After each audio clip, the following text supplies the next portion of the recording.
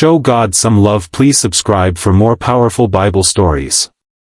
Today's story is about a nation returning from ruin.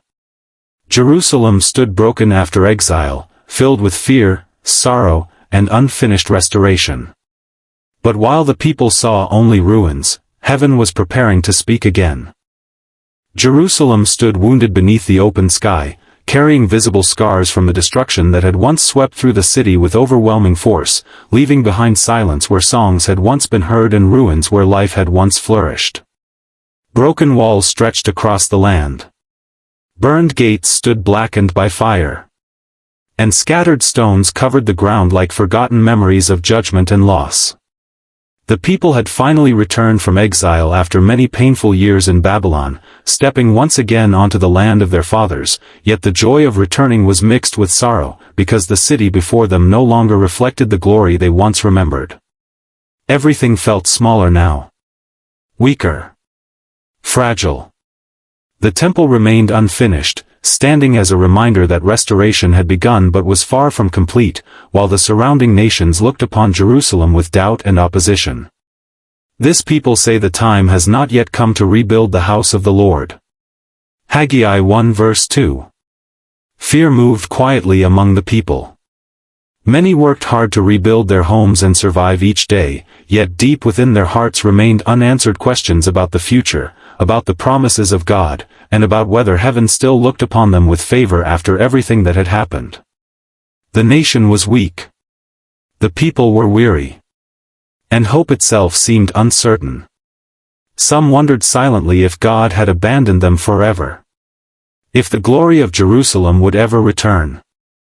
If the covenant promises still remained alive beneath the ruins. But while the people saw only broken stones and unfinished work, heaven was preparing to speak again. Crescent Moon Scene 2, A Prophet. In the midst of uncertainty, while Jerusalem struggled beneath the weight of weakness and unfinished restoration, God raised a young prophet whose voice would carry hope into a discouraged nation and whose eyes would witness mysteries far beyond the natural world. His name was Zechariah. Not a king. Not a warrior. Not a ruler surrounded by earthly power. But a servant chosen by heaven. The word of the Lord came to the prophet Zechariah. Zechariah 1 verse 1. At a time when many believed heaven had grown silent, Zechariah was called to stand among the returned exiles and remind them that God had not forgotten his covenant, nor abandoned his people beneath the ruins of Jerusalem. His task was not easy. The people were weary. The rebuilding was slow. And discouragement spread quietly through the land. Yet God had chosen Zechariah for something greater than human understanding. He would receive visions from heaven itself. And one night, while darkness covered the land and silence rested upon the broken city, the boundary between earth and heaven began to open before him, revealing things hidden from ordinary eyes. I saw in the night, Zechariah 1 verse 8. The stillness of the night became filled with revelation. Not dreams born from imagination. Not shadows of fear. But visions carrying the voice and purpose of God. And as Zechariah watched, the heavens began to speak. As the vision unfolded before Zechariah in the silence of the night, he suddenly found himself looking upon a mysterious scene filled with both stillness and authority, as though heaven itself had opened a window into the unseen world moving behind the events of the earth. Before him stood a rider on a red horse. Positioned among myrtle trees growing within a deep valley, hidden beneath the shadows of the night, a place quiet and low, yet filled with spiritual significance beyond what could immediately be understood. I saw in the night, and behold, a man riding on a red horse. He was standing among the myrtle trees in the glen. Zechariah 1 verse 8. Behind him stood other horses. Red. Brown. White. Motionless beneath the darkness, as though waiting for instruction from a higher authority. The vision carried an atmosphere of silence and readiness, revealing that heaven was not distant from the affairs of the world, but actively watching, observing, and moving according to divine purpose even when humanity could not see it. Zechariah stared in wonder. The horses remained still. The valley remained quiet. Yet the scene felt alive with hidden meaning. These were not ordinary riders. They were heavenly messengers sent across the earth, servants moving under the command of God Himself, carrying out assignments beyond human understanding while nations rose and fell upon the earth below. These are they whom the Lord has sent to patrol the earth. Zechariah 1 verse 10. And as the prophet watched carefully in the night vision, the messengers prepared to speak. In the stillness of the vision, the heavenly riders who had gone out across the earth now returned before the one standing among the myrtle trees, bringing back their report from the nations of the world. The atmosphere remained quiet, serious, filled with anticipation, as though heaven itself was listening carefully to the condition of the earth below. Then the riders spoke. We have patrolled the earth, and behold, all the earth remains at rest. Zechariah 1 verse 11. The nations were calm. The kingdoms stood secure. The world rested in peace and stability. But Jerusalem did not. While the surrounding empires appeared comfortable and untroubled, God's people still lived among ruins, struggling to rebuild what had been broken after years of exile and judgment. The contrast felt painful. The nations that once oppressed Israel seemed strong and prosperous. Yet the city chosen by God remained wounded and fragile. The temple was unfinished. The people were discouraged. And the promises of restoration still felt distant. As Zechariah listened to the report, a deep question rose within the vision itself, echoing the sorrow carried by many hearts in Jerusalem. How long will you have no mercy on Jerusalem? Zechariah 1 verse 12. How long would the suffering continue? How long would restoration remain incomplete? How long before God's favor fully returned to His people? The prophet watched in silence, feeling the weight of the question that had quietly lived within the nation for many years. And then, heaven prepared to answer. Then, in the middle of the vision, after the report of the nations had been given and the question of Jerusalem's suffering had risen before heaven, the Lord answered with words filled not with rejection, but with compassion, zeal, and covenant love toward His people. The silence broke. And God spoke. The Lord answered gracious and comforting words. Zechariah 1 verse 13. The message carried warmth into the darkness of discouragement, revealing that although Jerusalem had passed through judgment, the heart of God toward His people had not changed. I am exceedingly jealous for Jerusalem and for Zion.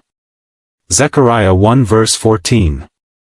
Not jealousy born from weakness, but covenant love. A fierce and holy devotion toward the city He had chosen and the people He had called His own.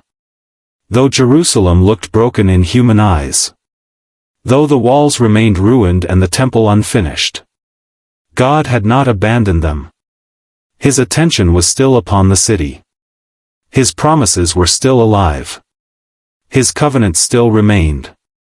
Then came the promise the people longed to hear. My house shall be built in it. Zechariah 1 verse 16. The temple would rise again. Jerusalem would not remain in ruins forever. Hope began to rise within the vision like light breaking through darkness, reminding the returned exiles that their present weakness was not the end of their story.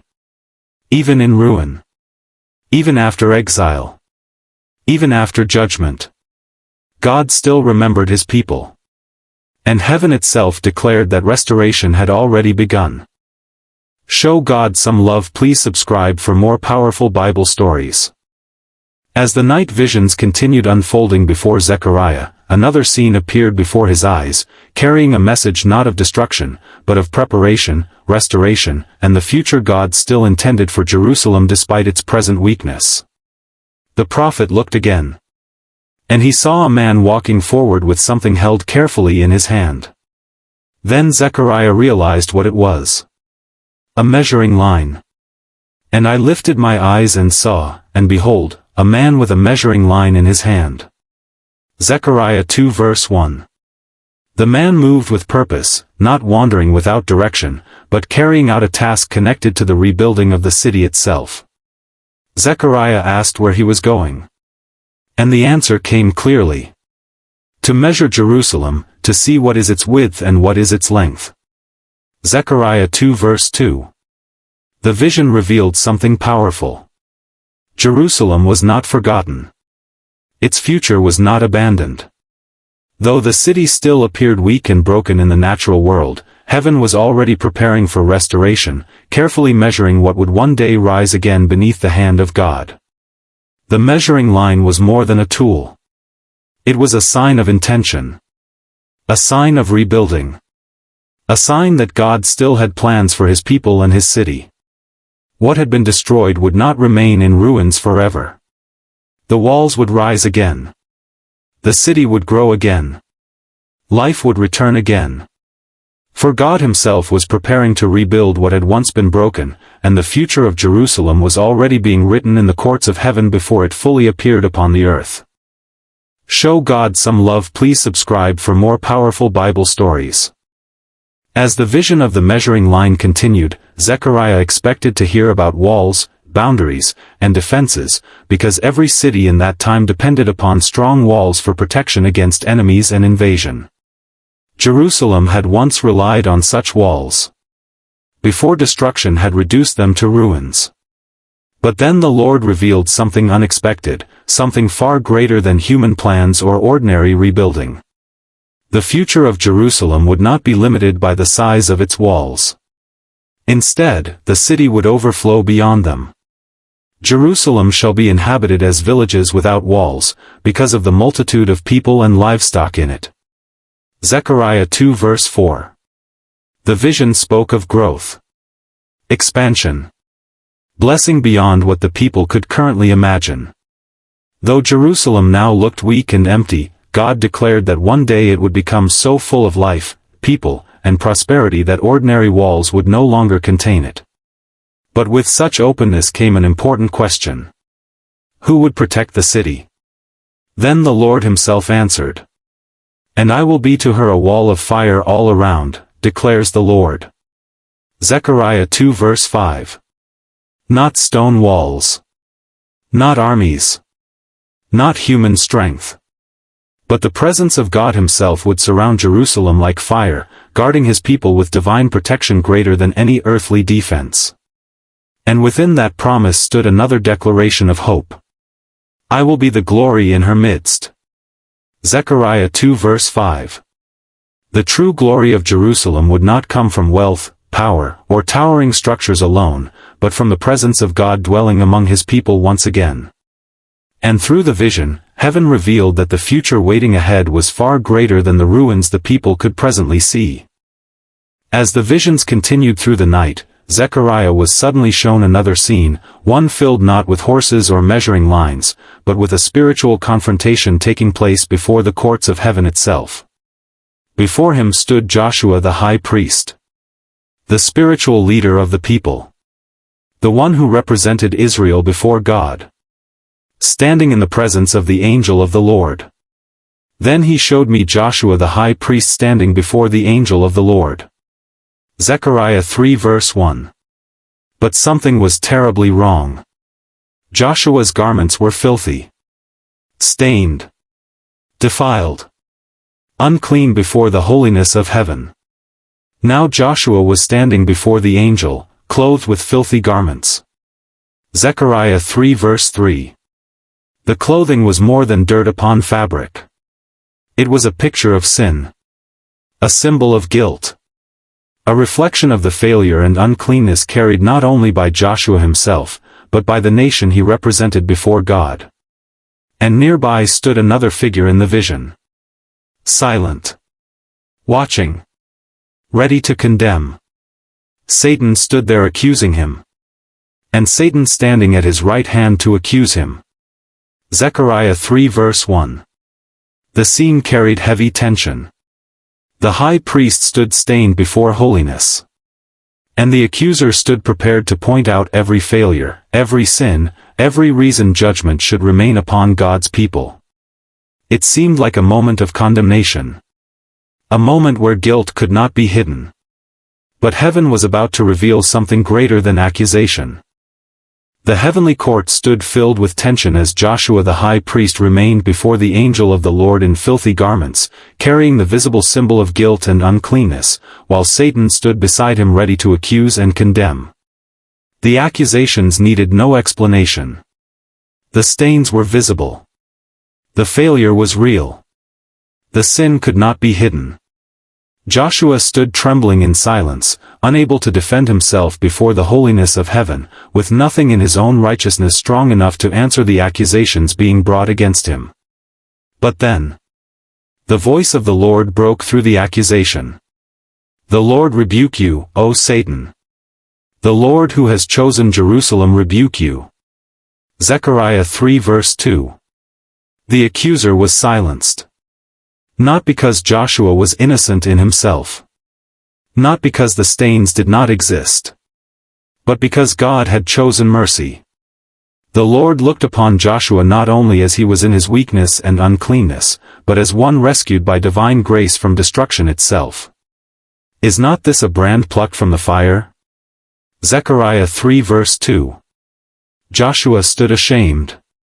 Speechless. Unable to justify himself. Yet heaven did not abandon him to condemnation.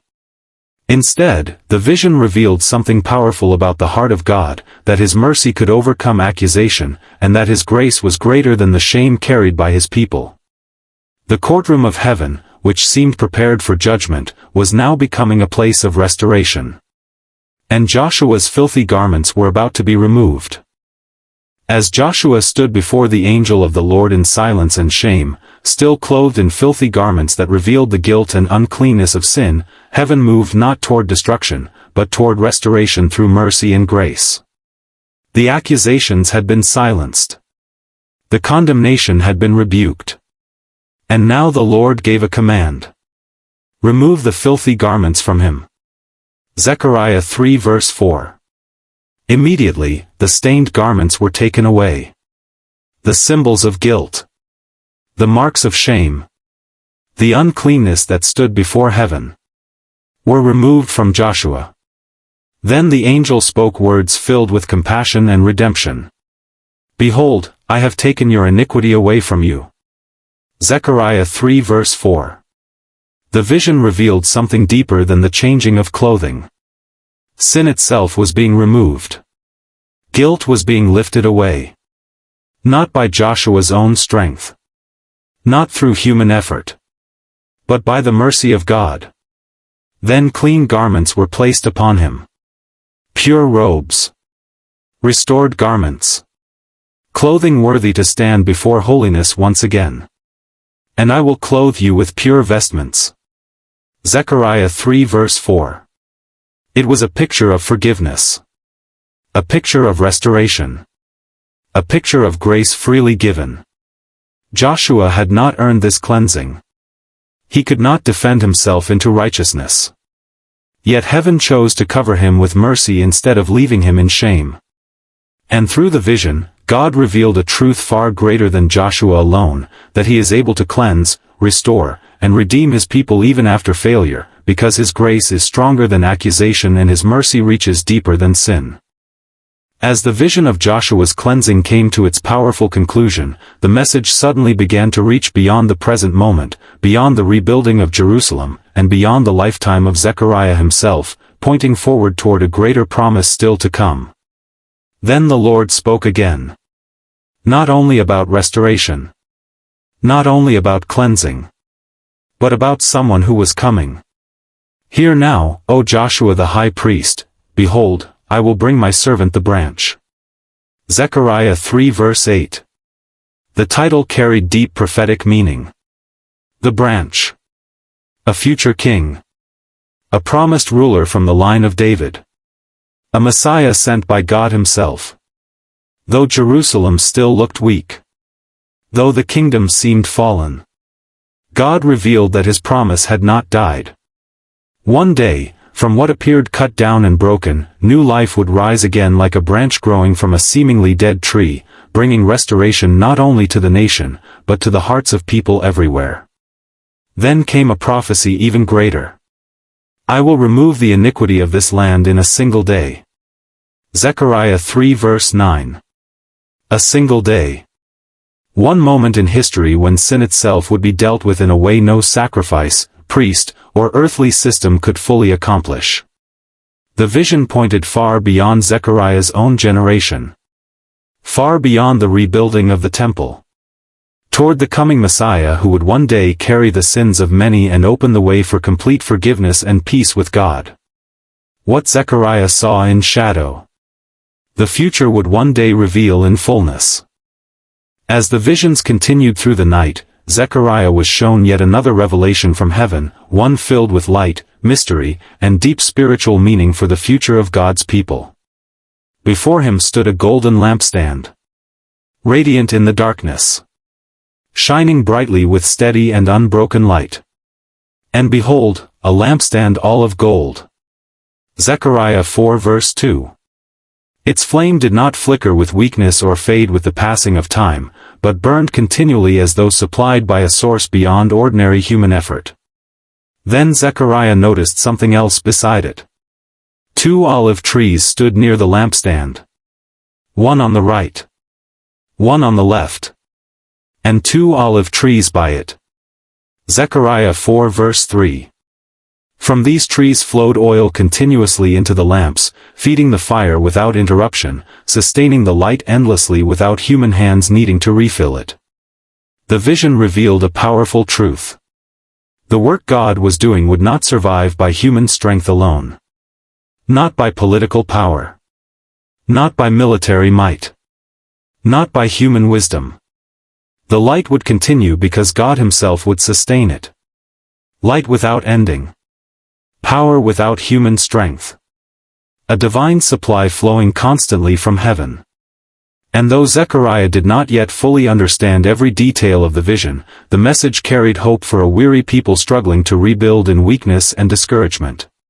For the future of Jerusalem would not depend merely upon human ability, but upon the Spirit of God working among them. Show God some love. Please subscribe for more powerful Bible stories. As Zechariah stood before the vision of the golden lampstand and the endless flow of oil sustaining its light, the meaning behind the vision was finally spoken openly by heaven itself, bringing encouragement to a weak and discouraged people struggling to rebuild what had once been destroyed. The task before them seemed impossible. The nation was small. Resources were limited. Opposition surrounded them. And many wondered how Jerusalem could ever truly rise again from the ruins left behind by exile and judgment. Then the voice of the Lord broke through the vision with words that would echo far beyond Zechariah's generation. Not by might, nor by power, but by my Spirit, says the Lord of hosts. Zechariah 4 verse 6. The rebuilding would not succeed because of armies. Not because of political influence. Not because of human strength or earthly authority. God Himself would accomplish it. The same Spirit who sustained the lampstand with endless oil would sustain His people with divine strength beyond their natural ability, proving that what heaven begins does not depend solely upon human power to survive. Then the Lord spoke directly concerning the obstacles standing before them. Who are you, O great mountain? Before Zerubbabel you shall become a plain. Zechariah 4 verse 7. Every barrier, every opposition, every impossible challenge, would ultimately bow before the purpose of God. And the temple that seemed unfinished and uncertain would one day stand completed, not as a monument to human achievement, but as evidence that the Spirit of God was still moving among His people. The vision carried hope into weakness. For heaven declared that restoration would come. Not by human strength alone, but by the power of God Himself. As the night visions continued unfolding one after another before Zechariah, the prophet lifted his eyes once more and saw something vast moving across the heavens, something both mysterious and terrifying in its purpose. A giant scroll flew through the sky. Wide. Unrolled. Moving across the land like a visible declaration from heaven itself. And behold, a flying scroll. Zechariah 5 verse 1. The scroll was enormous, impossible to ignore, carrying with it the weight and authority of divine judgment as it passed over the people and the land beneath it. This was not merely a symbol of written words. It represented the word of God moving through the earth, searching, exposing, and confronting sin wherever it was found. Then the meaning of the vision was revealed. This is the curse that goes out over the face of the whole land. Zechariah 5 verse 3. The vision reminded the people that although God had spoken promises of restoration and mercy, His holiness had not changed. Sin would not remain hidden forever. Falsehood would not escape judgment. Evil would not endure without consequence. The flying scroll moved as a witness against wrongdoing, exposing theft, deceit, and rebellion wherever they existed, showing that the justice of God still moved throughout the land even while restoration was taking place. Because mercy does not remove holiness. The same God who forgives also judges truthfully. The same God who restores His people also calls them to righteousness. And through the vision of the flying scroll, heaven declared that restoration without holiness could never fully stand, for the word of God moves not only to comfort, but also to purify and bring justice upon the earth. As Zechariah continued watching the unfolding visions of the night, another strange and symbolic scene appeared before him, revealing once again that heaven was not only concerned with rebuilding Jerusalem outwardly, but also with removing the evil that had once corrupted the land. Before the prophet appeared a large basket. Heavy, covered, mysterious in its purpose. And behold, the leaden cover was lifted. Zechariah 5 verse 7. Then Zechariah saw something shocking inside it. A woman sat within the basket. Not representing an ordinary person, but something far deeper and darker. This is wickedness.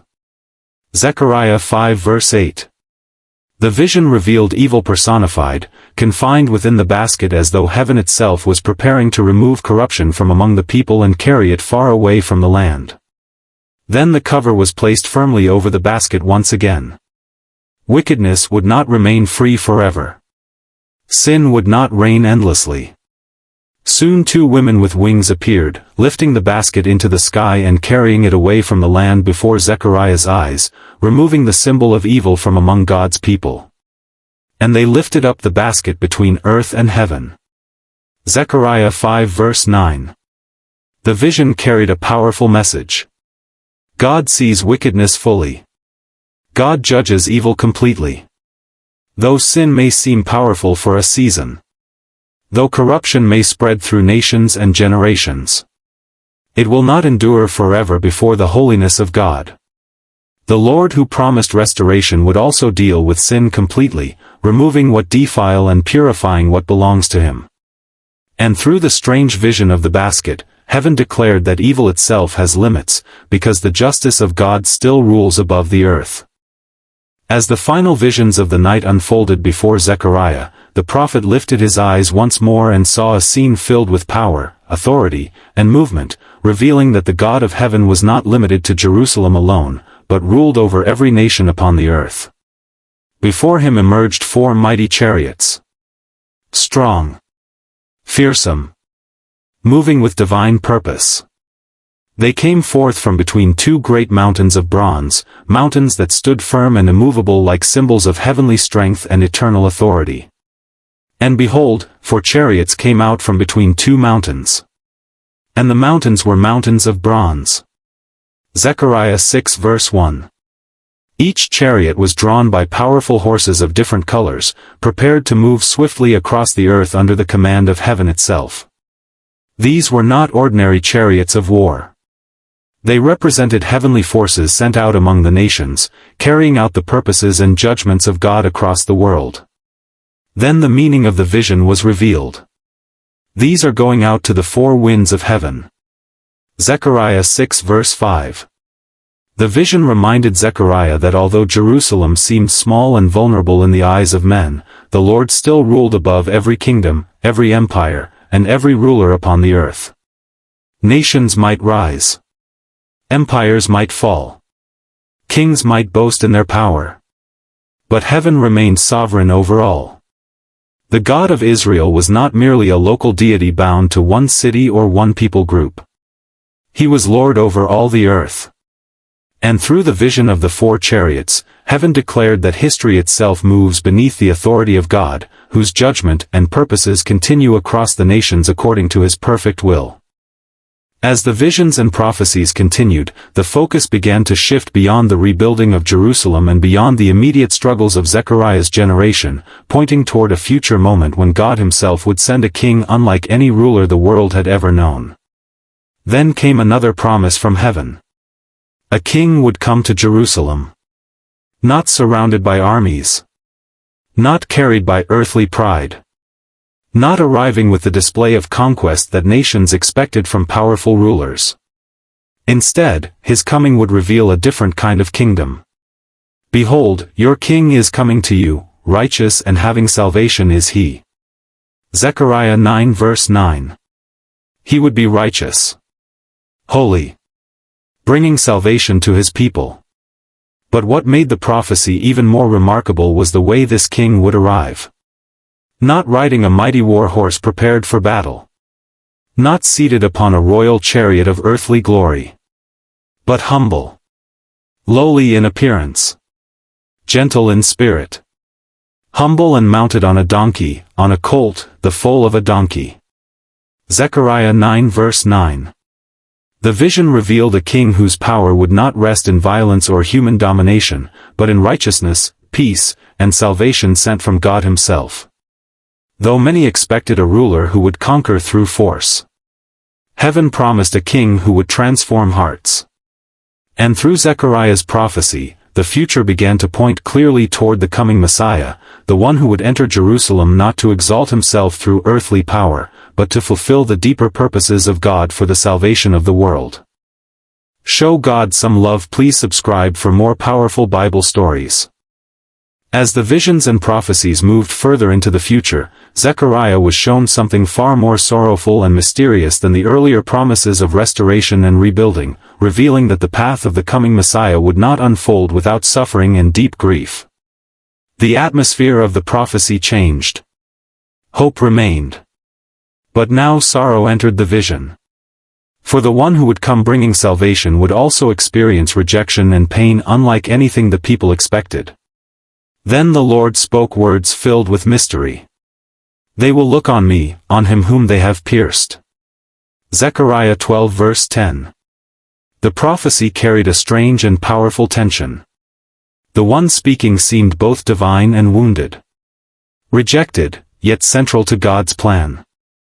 The people would one day look upon the one they had pierced and be overwhelmed with mourning, as truth and sorrow collided in a moment of painful realization. And they shall mourn for him, as one mourns for an only child. Zechariah 12 verse 10.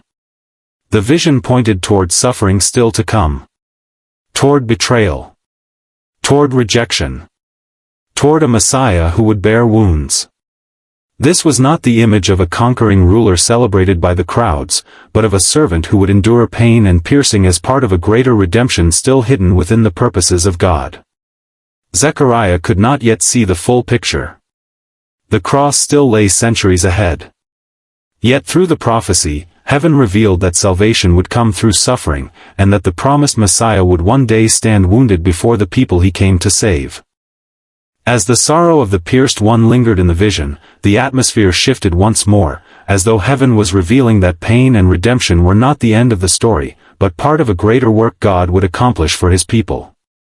Then a new image appeared before Zechariah's eyes. A fountain. Not dry. Not limited. Not seasonal. But opened.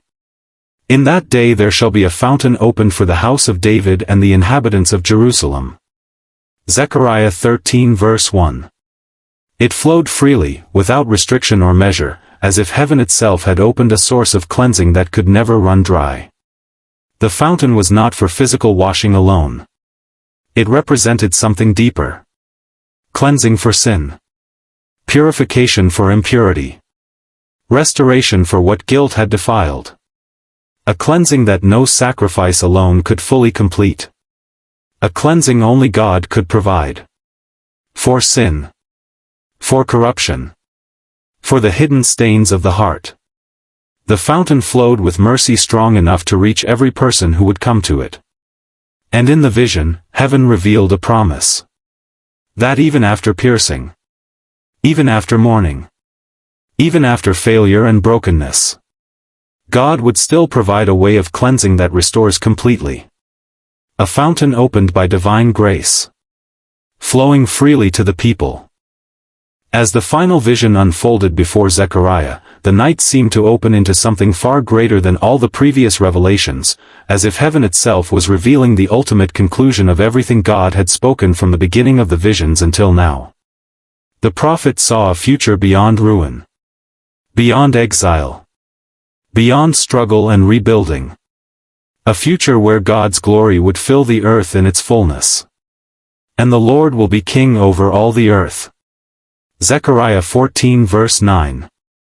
No longer would nations rise in rebellion or darkness hold dominion over the world, for the authority of God would be openly established over every kingdom and every people.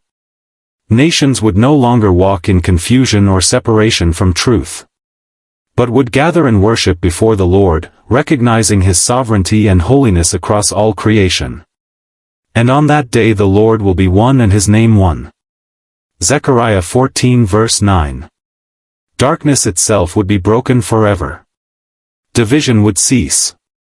War would end.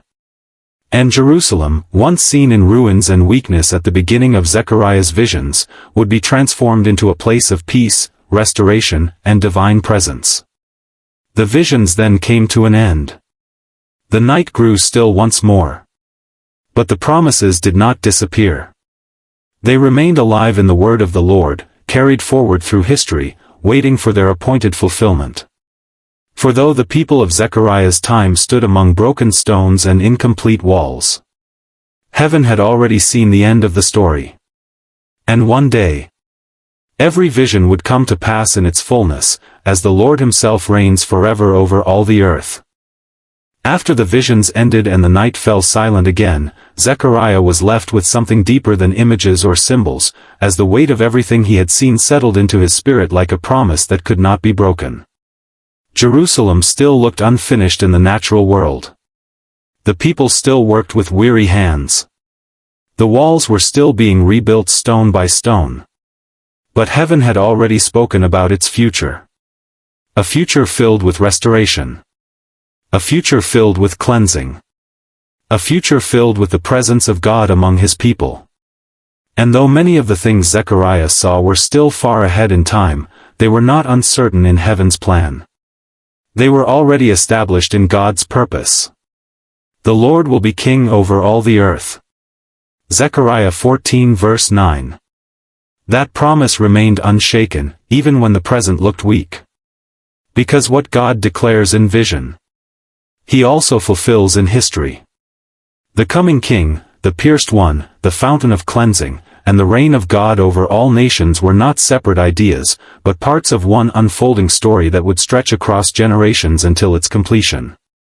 Zechariah's role was not to see everything fulfilled immediately, but to faithfully carry the message of hope into a discouraged time, reminding the people that their present struggle was not the end of their story. The ruins of Jerusalem were temporary, but the promises of God were permanent. And so the visions of the night became a foundation for faith in the day. A reminder that even when restoration is slow, heaven is never silent. As the days continued after the visions, Zechariah walked among the people of Jerusalem and saw the slow rebuilding of a city still marked by rubble, unfinished walls, and tired hands working under the weight of long delay and discouragement. The promises he had received in the night did not immediately change the physical reality around him, yet they changed something deeper within the hearts of those who chose to believe, as hope began to grow again in places where despair had once taken root. Because the word of the Lord had not ended with judgment. It had continued with restoration. And even when progress seemed slow and the work felt small compared to the ruins that remained, the visions reminded the people that God was still present, still active, and still faithful to His covenant. Return to me, says the Lord of hosts, and I will return to you. Zechariah 1 verse 3. This invitation became the heartbeat of the message, calling the people not only to rebuild stones and walls, but to rebuild their relationship with God, trusting that His presence would once again dwell among them.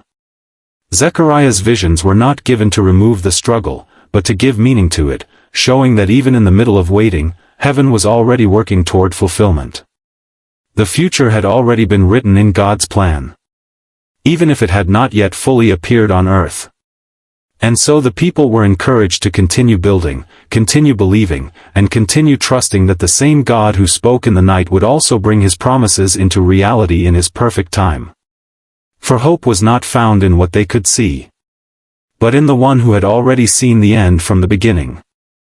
Show God some love. Please subscribe for more powerful Bible stories.